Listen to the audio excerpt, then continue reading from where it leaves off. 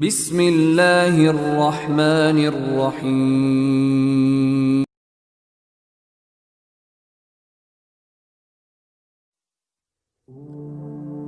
নিস্তব্ধ নিবিড় রাত্রি, ঘুমে আচ্ছন্ন শহর, ঘুমন্ত আপনার প্রিয়জনেরাও, কিন্তু আপনি জেগে উঠেছেন সলাতুল লাইল বা তাহাজ্জুদ নামাজ আদায়ের জন্য।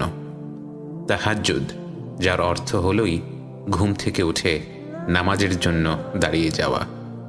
আপনি জেগে উঠে অনুভব করলেন এক অপার্থিব আনন্দ বিরাজ করছে হৃদয় ও মন জুড়ে, কারণ আপনি জানেন এই মুহূর্তে আপনার পালনকর্তা, সমগ্র বিশ্বজাহানের প্রতিপালক খুব কাছে আছেন।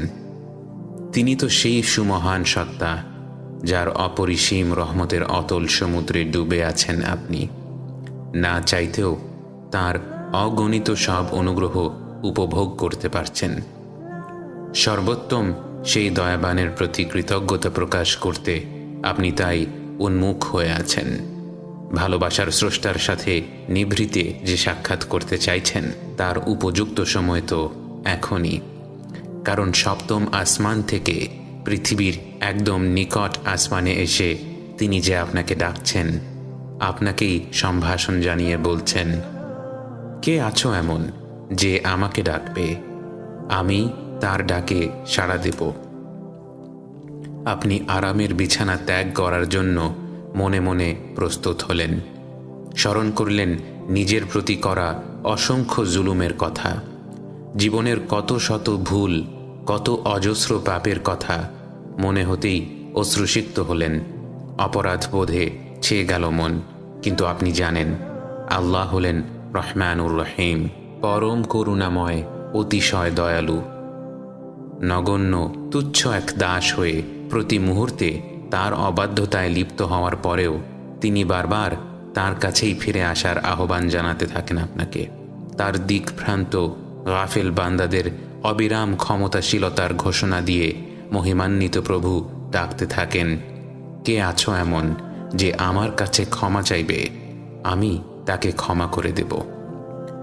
গহীন রাতের স্নিগ্ধ শান্ত এই সময়টায় প্রিয় প্রভুর সাথে একান্ত আপন কিছু সময় কাটানোর এই সুবর্ণ সুযোগ থেকে নিজেকে বঞ্চিত রাখা যায় না। তাই পবিত্র হয়ে তার সামনে দাঁড়ালেন।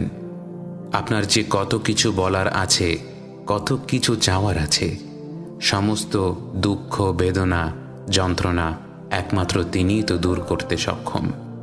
সকল বিপদ আপদ থেকে মুক্তিদানকারী, সমস্যার সমাধানকারী তো এক আল্লাহই, যিনি সর্বশ্রোতা, সর্বদ্রষ্টা, সর্বোচ্চ সাহায্যকারী। প্রেমময় প্রভু এই নির্জন রাতে এতটা কাছে এসে আপনার জন্যই তো অপেক্ষা করে আছেন। বারংবার বলে যাচ্ছেন, আছো কি কেউ এমন যে আমার কাছে কিছু চাইবে, আমি তাকে তা দিয়ে দেব। বিশিষ্ট সাহাবী আবু হুরায়রা রাদিয়াল্লাহু আনহু থেকে বর্ণিত এই প্রসিদ্ধ হাদিসটির মাধ্যমে আমরা জানতে পারি, এভাবেই প্রতি রাতের শেষ তৃতীয়াংশে মহান আল্লাহ স্বয়ং দুনিয়ার নিকটতম আসমানে এসে ফজরের আগ পর্যন্ত তার বান্দাদের ডাকতে থাকেন, তাদের সুযোগ দিতে থাকেন, মহাসম্মান দান করেন। জাবের রাদিয়াল্লাহু আনহু থেকে বর্ণিত, রাসূল সাল্লাল্লাহু আলাইহি ওয়াসাল্লাম বলেছেন, নিশ্চয়ই রাতে এমন একটি সময় রয়েছে যে সময় যদি বান্দা আল্লাহর নিকট দুনিয়া ও আখিরাতের কোনো কল্যাণ প্রার্থনা করে থাকে, তাকে অবশ্যই তা দেয়া হয়, আর এটা প্রত্যেক রাতে হয়। সলাতুল লাইল বা তাহাজ্জুদের নামাজ নিয়ে আজকের পর্ব আমরা জানার চেষ্টা করব কোরআন ও হাদিসের আলোকে এই নামাজের বিশেষত্ব ও মর্যাদা সম্পর্কে, এবং পরবর্তী পর্বগুলোয় আমরা আরও গভীরভাবে রাতের নামাজের মাহাত্ম্য এবং রাসূল সাল্লাল্লাহু আলাইহি ওয়াসাল্লাম কীভাবে কিয়ামুল লাইল বা রাতের ইবাদতে মশগুল থাকতেন, তাহাজ্জুদের নামাজ আদায় করতেন, সেই বিষয়গুলো জানতে চেষ্টা করব ইনশাআল্লাহ। রাসূল সাল্লাল্লাহু আলাইহি ওয়াসাল্লামের নবুয়তের প্রথম পর্যায়ে ইসলাম প্রচারের গুরুভার অর্পণ করার পর আল্লাহ সুবহানাহু ওয়া তাআলা তার উপর তাহাজ্জুদের নামাজ ফরজ করে দিয়েছিলেন। ইসলামের বাণী প্রচারের সুকঠিন দায়িত্ব পালনে রাসূল সাল্লাল্লাহু আলাইহি ওয়াসাল্লামের হৃদয় সুদৃঢ় হতে, আল্লাহর সাথে সম্পর্ক আরও মজবুত করতে সাহায্য করেছিল এই তাহাজ্জুদের নামাজ। ওয়াহি নাজিলের শুরুর দিকে অবতীর্ণ সূরা মুজ্জাম্মিলে আল্লাহ আজ্জা ওয়াজাল তার প্রিয়তম হাবিবকে উদ্দেশ্য করে বলেন, ইয়া আইয়ুহাল মুযাম্মিল কুমিল লাইলা ইল্লা কলিলা নিসফাহু আও ইনকুস মিনহু কলিলা আও জিদ আলাইহি ওয়ারাত্তিলিল কুরআনা তারতিলা ইন্না সানুলকি আলাইকা কাওলান ثقيلا إن ناشئة الليل هي أشد وطئا وأقوم قيلا إن لك في النهار سبحا طويلا হে চাদর আবৃত শয়নকারী, রাতের বেলা নামাজে রত থাকো, তবে কিছু সময় ব্যতীত, অর্ধেক রাত কিংবা তার চেয়ে কিছু কম করো, অথবা তার উপর কিছু বাড়িয়ে নাও, আর কোরআন পাঠ করো তার তিল সহকারে। হীরা গুহায় সর্বপ্রথম ওয়াহি অবতীর্ণ হওয়ার পর নবুয়তের গুরুভারে রসূল সাল্লাল্লাহু আলাইহি ওয়াসাল্লাম এত বেশি চাপ বোধ করেছিলেন যে ঘরে ফিরেই উম্মুল মুমিনিন খাদিজা রাদিয়াল্লাহু আনহাকে বলেছিলেন, আমাকে চাদর দিয়ে ঢেকে দাও, আমাকে চাদর দিয়ে ঢেকে দাও। সেদিকে ইঙ্গিত করেই অত্যন্ত প্রীতিপূর্ণ ভঙ্গিমায় আল্লাহ তার শ্রেষ্ঠ রসুলকে সম্বোধন করে বলেছেন, হে মুজাম্মিল, অর্থাৎ হে চাদর আবৃত ব্যক্তি। এরপর তিনি তাকে তাহাজ্জুদের নামাজ আদায়ের নির্দেশ দিয়েছেন, কেননা সারাদিনের শত কর্মব্যস্ততার পর রাতের বেলা চারিদিকে অখণ্ড নীরবতায় কোরআন তেলাওয়াত ও দোয়া সঠিক ও সুন্দরভাবে সম্পন্ন করা যায় এবং তাতে মনোযোগও দেওয়া যায় পূর্ণ মাত্রায়। তাহাজ্জুদের নামাজ পড়তে অভ্যস্ত হলে নিজের প্রবৃত্তিকে নিয়ন্ত্রণ করাও সহজ হয়ে যায়। পরবর্তীতে 5 ওয়াক্ত নামাজের বিধান ফরজ হলে মুমিনদের সুবিধার জন্য তাহাজ্জুদের নামাজ ফরজ থেকে রহিত হয়ে নফল ইবাদতে পরিণত হয়।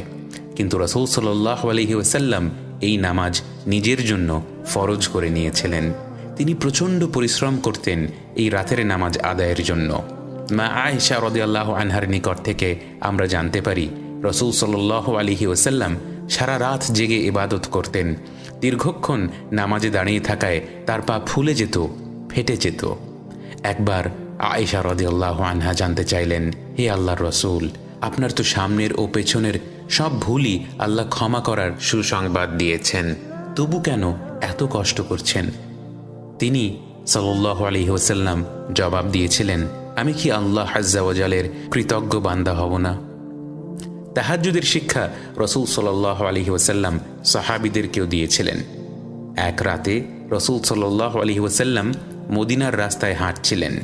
তিনি আবু বকর রাদিয়াল্লাহু আনহু ও ওমর রাদিয়াল্লাহু আনহুর ঘরের পাশ দিয়ে যাওয়ার সময় শুনতে পেলেন তারা রাতের নামাজ আদায় করছেন। কতাদাহ রাদিয়াল্লাহু আনহু থেকে বর্ণিত, পরদিন রাসূল সাল্লাল্লাহু আলাইহি ওয়াসাল্লাম আবু বকর রাদিয়াল্লাহু আনহুকে বললেন, হে আবু বকর, আমি তোমার পাশ দিয়ে গিয়েছি, তুমি নিচু স্বরে নামাজ আদায় করছিলে। আবু বকর রাদিয়াল্লাহু আনহু বললেন, হে আল্লাহর রাসূল, আমি যার সাথে একান্তে কথোপকথন করেছি শুধু তাকেই শুনিয়েছি। তিনি সাল্লাল্লাহু আলাইহি ওয়াসাল্লাম বললেন, তোমার আওয়াজ সামান্য উঁচু করো। একইভাবে তিনি ওমর রাদিয়াল্লাহু আনহুকে বললেন, আমি তোমার পাশ দিয়ে অতিক্রম করেছি, তুমি উচ্চস্বরে তেলাওয়াত করছিলে। ওমর রাদিয়াল্লাহু আনহু জবাব দিলেন, হে রাসূলুল্লাহ, আমি ঘুমন্তদের জাগ্রত এবং শয়তানকে বিতাড়িত করতে চেয়েছিলাম। রাসূল সাল্লাল্লাহু আলাইহি ওয়াসাল্লাম তাকে বললেন, তুমি তোমার স্বর সামান্য নিচু করো। উসমান রাদিয়াল্লাহু আনহু সারা রাত কিয়ামে থাকতেন। এটাই ছিল সাহাবায়ে কেরামদের বৈশিষ্ট্য। পূর্ববর্তী সব নেককারগণই কিয়ামুল লাইল মিস করতেন না। এই নামাজের মাধ্যমেই তারা আল্লাহর নৈকট্যশীল প্রিয়তম বান্দাদের অন্তর্ভুক্ত হয়েছিলেন। ইবনে আব্বাস রাদিয়াল্লাহু আনহু বলেছিলেন, তিনি এমন কোনো সাহাবীকে দেখেননি যিনি রাতের কোনো অংশ থেকে কিছু না কিছু অর্জন না করে থাকতেন না। অর্থাৎ তারা ইবাদত করতেন, রাতের সময়টা কাজে লাগাতেন। অন্য সব কিছুর চেয়ে তাহাজ্জুদের মাধ্যমে জীবনের মিষ্টতা, আনন্দ অনুভব করতে পেরেছিলেন। অথচ আমরা সাহাবায়ে কেরামদের জীবনের দিকে তাকালে দেখতে পাই তাদের জীবনযাপন সহজ ছিল না। ইসলাম গ্রহণের পর অনেক কঠিন পরীক্ষার সম্মুখীন হয়েছেন, কতটা নির্যাতন সহ্য করেছেন, যুদ্ধে ক্ষতিগ্রস্ত হয়েছেন, প্রিয়জন হারিয়েছেন, প্রিয়জনদের বিরুদ্ধে তলোয়ার ধরেছেন, দুনিয়ার জীবন তারা কাটিয়েছেন দুনিয়া বিমুখ অবস্থায়। কিন্তু কি সেই রহস্য যার কারণে এত কিছুর পরেও তাদের সুন্দর আখলাক ছিল, প্রশান্ত হৃদয় ছিল? এর রহস্যই হল রাতের নামাজ। আল্লাহর সাথে এর মাধ্যমেই তারা সুসম্পর্ক তৈরি করেছিলেন, তৃপ্তিময় জীবনের সন্ধান পেয়েছিলেন। সাহাবী রবিআহ ইবন কাব আল আসলামী রাদিয়াল্লাহু আনহু রাসূল সাল্লাল্লাহু আলাইহি ওয়াসাল্লামকে অজুর পানি এনে দিতেন, তার সামনে বিভিন্ন প্রয়োজনীয় জিনিস পেশ করতেন। একদিন রবিআহ রাদিয়াল্লাহু আনহুকে অন্যমনস্ক থাকতে দেখে রাসূল সাল্লাল্লাহু আলাইহি ওয়াসাল্লাম তাকে বললেন, বলো রবিআহ, তুমি কি চাও? রবিআহ রাদিয়াল্লাহু আনহু আকুল হয়ে বললেন, হে রাসূলুল্লাহ, আমি জান্নাতেও আপনার সাথে থাকতে চাই। রাসূল সাল্লাল্লাহু আলাইহি ওয়াসাল্লাম বললেন, আর কিছু কি চাও? তিনি বললেন, না, আর কিছুই চাই না। রাসূল সাল্লাল্লাহু আলাইহি ওয়াসাল্লাম তাকে বললেন, তাহলে সিজদার পরিমাণ বাড়িয়ে দিয়ে আমাকে সেই ব্যবস্থা করার জন্য সাহায্য করো। তাহাজ্জুদের নামাজ নিরাপদে জান্নাতে প্রবেশের অন্যতম উপায়। রাসূল সাল্লাল্লাহু আলাইহি ওয়াসাল্লাম বলেছেন, হে লোকেরা, তোমরা সালামের প্রসার ঘটাও, খাবার দাবার দান করো, আত্মীয়তার সম্পর্ক অটুট রাখো ও রাতের নামাজ আদায় করো যখন মানুষেরা ঘুমিয়ে থাকে, তাহলে নিরাপদে জান্নাতে প্রবেশ করবে। মহামহিম আল্লাহ তাআলা তাহাজ্জুদের নামাজ আদায়কারী মুত্তাকীদের সম্বন্ধে বলেন, والذين يبيتون لربهم سجدا وقياما, তারা তাদের প্রতিপালকের উদ্দেশ্যে সিজদাবনত হয়ে ও দাঁড়িয়ে থেকে রাত্রি অতিবাহিত করে। সহজেই জান্নাতের বাসিন্দা হওয়ার জন্য, জান্নাতে রাসূল সাল্লাল্লাহু আলাইহি ওয়াসাল্লামের পড়শি হওয়ার গৌরবময় সৌভাগ্য অর্জনের জন্য, পরম করুণাময় আল্লাহ আযজা ওয়া জাল্লের দিকে ফিরে আসার জন্য, দুনিয়া ও আখিরাতের জীবনের সফলতার জন্য, ঈমানের সৌন্দর্য ও মিষ্টতা অনুভবের জন্য, সাহাবায়ে কেরামদের মতো শত পরীক্ষার পরেও প্রশান্তিময় জীবন যাপনের জন্য, কিংবা জীবনের সমস্ত কৃত পাপ থেকে ক্ষমা লাভের জন্য মর্যাদাপূর্ণ এই তাহাজ্জুদের নামাজকে আমরা কাজে লাগাতে পারি। তাহাজ্জুদের নামাজকে বলা হয় শরফুল মুমিন বা মুমিনের সম্মান। তাহাজ্জুদের নামাজ হল ফরজ নামাজের পর শ্রেষ্ঠ নামাজ। নিঃসন্দেহে 5 ওয়াক্ত ফরজ নামাজ, রোজা রাখা, হাজ, তাহাজ্জুদ ইত্যাদি শারীরিক ইবাদতগুলো যথাসময়ে পালন করা আমাদের জন্য কষ্টকর হয়ে যায়। তবে এই পরিশ্রমের প্রতিদানস্বরূপ আল্লাহ আমাদের আত্মিক প্রশান্তি দান করেন, যা তার পক্ষ থেকে আমাদের জন্য এই দুনিয়ায় এক বিশাল উপহার।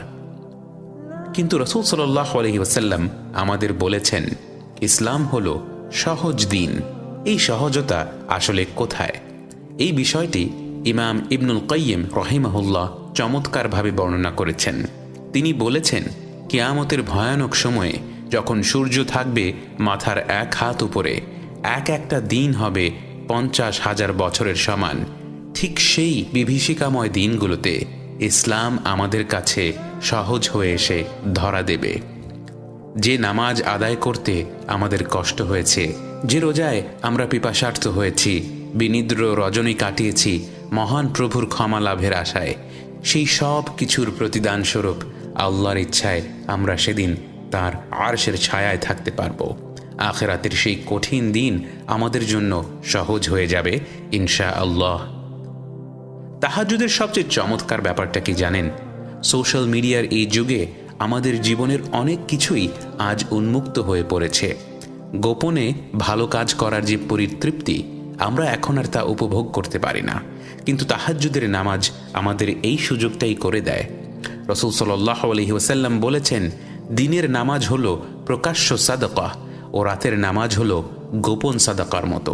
তাই রাতের এই নামাজ আমাদের মুনাফিক হওয়া থেকেও মুক্তি প্রদান করে। তাহাজ্জুদ নামাজের বরকতময় সময় হল রাতের শেষ তৃতীয়াংশ। অন্তত ফরজের 10 মিনিট আগে উঠে এই নামাজ আদায় করে আমরা পরিপূর্ণ বরকত লাভ করতে পারি। এই নামাজ আমাদের জন্য সহজ করে দেওয়া হয়েছে। মাত্র 2 রাকাত নামাজ পড়ার মাধ্যমেও আমরা আল্লাহর নৈকট্যশীল বান্দাতে পরিণত হতে পারি। আল্লাহ বলেন, ইন্নাল মুত্তাকিনা ফি জান্নাতিন ওয়া উয়ুন আখিযিনা মা আতাহুম রাব্বুহুম ইন্নাহুম কানু ক্বাবলা যালিকা মুহসিনিন। كانوا قليلا من الليل ما يهجعون وبالأسحار هم يستغفرون। অর্থাৎ রাতের বেশিরভাগ সময় ইবাদতে কাটানোর পরও যারা আমলের জন্য অহংকার বোধ করে না, বরং না জানি ইবাদতের মধ্যে কত ভুল ত্রুটি হয়ে গেছে এই চিন্তা যাদের ভেতর কাজ করে, ফলে তারা বিনীত হয়ে আল্লাহর নিকট কাকুতি মিনতি সহকারে তাওবা ইস্তেগফার করে। আল্লাহ এই আয়াতে সেসব মুহসিন বান্দাদের উত্তম পরিণতি সম্পর্কে বলেছেন, তাহাজ্জুদের নামাজ যদি মিস হয়েও যায় তবু আমরা যেন মুত্তাকিদের মতো ফজরের আগ মুহূর্তে আল্লাহর নিকট ক্ষমা চাইতে ইস্তেগফার করতে না ভুলি। সবাই যখন ঘুমে বিভোর থাকে সেই নিশ্চুপ অন্ধকার সময়ে আমরা যখন আল্লাহর সন্তুষ্টি ও নৈকট্য লাভের আশায় তাঁর ডাকে সাড়া দিয়ে নামাজে দাঁড়িয়ে যাই, আল্লাহ যেন তখন আমাদেরকেই উদ্দেশ্য করে বলেন, إنما يؤمن بآياتنا الذين إذا ذكروا بها خروا سجدا وسبحوا بحمد ربهم وهم لا يستكبرون تتجافى جنوبهم عن المضاجع يدعون ربهم خوفا وطمعا ومما رزقناهم ينفقون।